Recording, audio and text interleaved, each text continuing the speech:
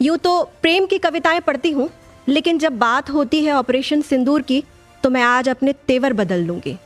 मैं ऐसे पढ़ूँगी जैसे एक फौजी के परिवार से आने वाली बेटी को पढ़ना चाहिए, और ख़ासकर उस फौजी की बेटी जो 1971 में भारत पाकिस्तान के युद्ध में सरहद पर गया हो।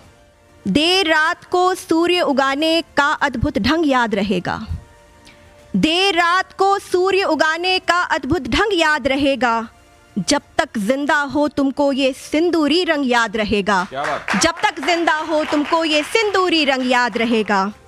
याद रहेगा कैसे कुत्सित कर्मों का बदला लेते हैं, याद रहेगा कैसे कुत्सित कर्मों का बदला लेते हैं, स्वाभिमान पर ठन जाए तब वीर सूरमा दल देते हैं।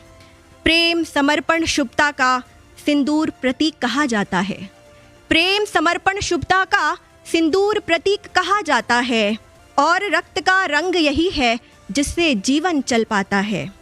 केवल श्रृंगार नहीं होता, केवल श्रृंगार नहीं होता, सिंदूर शक्ति का सूचक है। हनुमान मले जब खुद तन पर बन जाता भक्ति का संकेतक है।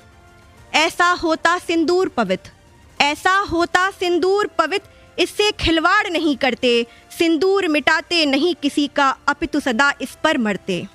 लेकिन तुमने इस बार हमारे गौरव को ललकार दिया, लेकिन तुमने इस बार हमारे गौरव को ललकार दिया, इसीलिए तुम्हारे घर में घुसकर हमने तगड़ा वार किया। ये मत सोचो हमको तुम्हारे भवन का नक्शा पता नहीं, चप्पा चप्पा कोना कोना कुछ भी नजरों से बचा नहीं। तुम ना मानो पर हमको भी सब कुछ मनवाना आता है, जो पाप किए तुमने उन सबको भी गिनवाना आता है। यह केवल बदला नहीं तुम्हारी इसी नई कायरता का, यह केवल बदला नहीं तुम्हारी इसी नई कायरता का, यह बदला 26/11 और विमान अपहरणकर्ता का। 24 धमाकों से आतंकी ठौर ठिकाने कांप गए, दुश्मन भी पल में भारत की प्रतिभा क्षमता को भांप गए।